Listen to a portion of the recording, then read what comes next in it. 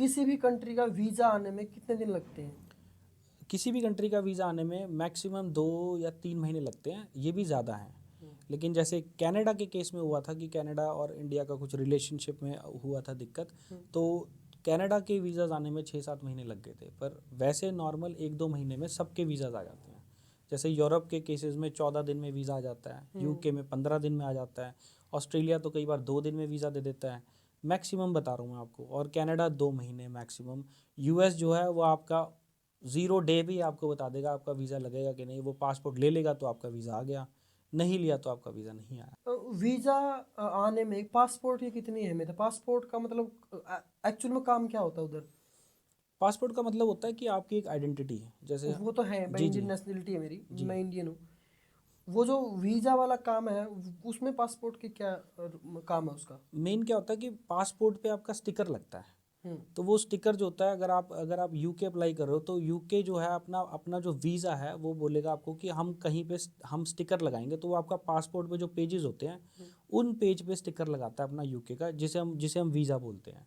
Canada भी sticker लगाता है, सारे देश स्टिकर लगाते हैं। ओके, तो उसका मतलब वीज़ा है। उसका मतलब वीज़ा है। कई कंट्री होते हैं जो स्टिकर नहीं लगाते, वो बोलते हैं हम पेपर वीज़ा देते हैं। जैसे साउथ कोरिया ने अब शुरू किया कि वो पेपर वीज़ा देता है, पहले वो स्टिकर लगाता था, वो पेपर वीज़ा देता है। कई कंट्री हैं जो उन्होंने वीज़ा फ्री कर दिया है कि आपके सिर्फ पासपोर्ट पे सिर्फ स्टैंप लगेगी जब आप एग्जिट करोगे या एंट्री करोगे, बस।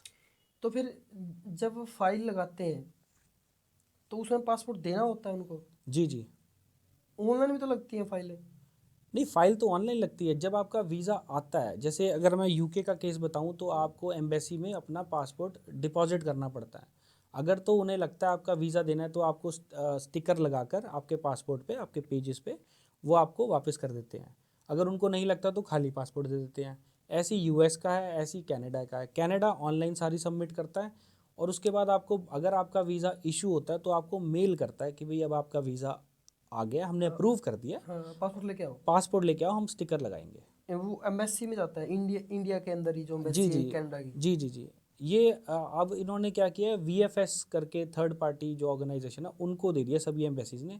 तो ये वीएफएस ही हैंडल करती है। वीएफएस में जो कनाडा डिपार्टमेंट है वो आपके हैंडल करता है सारे। वीएफएस का मैं फुल है। वीएफएस जो है ये थर्ड पार्टी है। ये बाहर की कंपनी है जो इंडिया में भी बनाती है। तो ये कंपनी ने ले रखी है आउटसोर्सिंग सारी, जितनी भी एम्बेसीज हैं। एम्बेसी चाहती है अब हमारे पास डायरेक्ट कोई ना आए एप्लीकेंट, हमारे जो आए वीएफएस के थ्रू ही आए। तो जब भी आपको कोई, अगर आपको लगाना है कोई वीज़ा तो आपको वीएफएस ही जाना पड़ेगा। लेकिन कनाडा ही है जो आपका ऑनलाइन सबमिशन कर लेती है, लेकिन आपके जो बायोमेट्रिक होते हैं उसके लिए आपको वीएफएस जाना पड़ता है। और जब आपका वीज़ा आता है तो आपको वीएफएस ही पासपोर्ट देना पड़ता है।